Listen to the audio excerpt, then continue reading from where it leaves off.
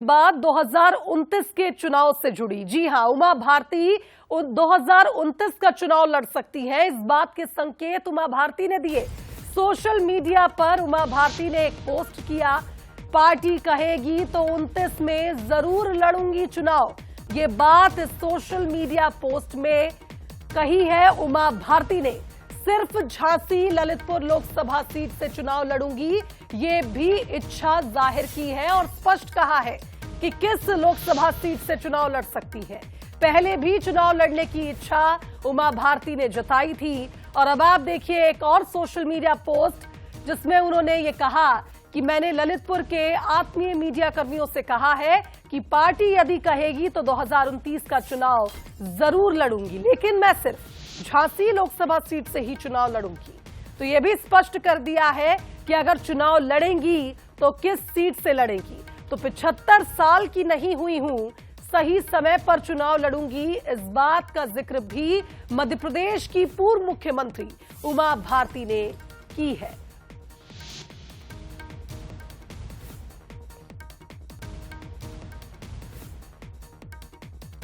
तो आखिरकार उमा भारती ने एक बार फिर इस बात पर जोर दिया कि वो चुनाव लड़ना चाहती है, लेकिन झांसी ललितपुर सीट ही क्यों, इसे भी समझने का प्रयास करिए। दरअसल 1999 और 2004 में झांसी ललितपुर लोकसभा सीट से ही उन्होंने चुनाव जीता था।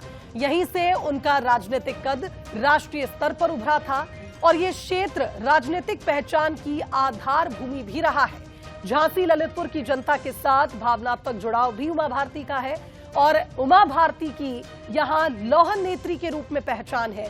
यही वजह है कि उन्होंने चुनाव लड़ने की भी इच्छा जाहिर की और यह भी बता दिया कि वो किस सीट से चुनाव लड़ सकती है।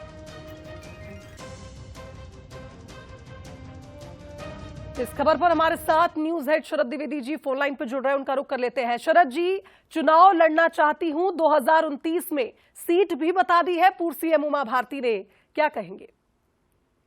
देखिए, बीजेपी एक अलग मिजाज की पार्टी है शुभांगी, और उमा जी जरूर पहली बार खुलकर ये बात स्पष्ट रूप से कह रही हैं कि वो झांसी ललितपुर सीट से ही चुनाव लड़ेंगी। इसके कई कारण हो सकते हैं, क्योंकि अयोध्या आंदोलन से उनका जुड़ाव बहुत गहरा रहा है और बहुत एक्टिव सदस्य के तौर पर वो इस पूरे आंदोलन से जुड़ी रही हैं। और वो चाहती भी हैं कि उत्तर प्रदेश जिस तरह का एक भावनात्मक उनका लगाव है, तो और वहां से वो चुनाव लड़ भी चुकी हैं, जीत भी चुकी हैं, उन्होंने प्रतिनिधित्व भी किया है।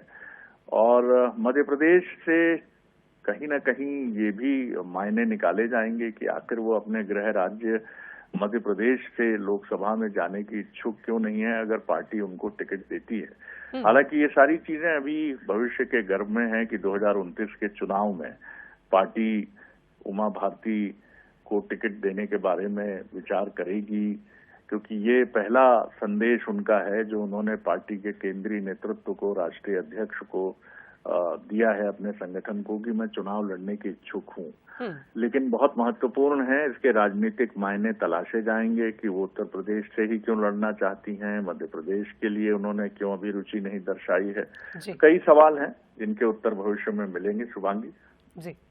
बहुत शुक्रिया शरद जी आपका इस विश्लेषण के लिए। कुल मिलाकर ये कहा जाए कि अब देखना होगा कि जो इच्छा उमा भारती ने जाहिर की है, पार्टी इस पर भविष्य में क्या विचार करती है।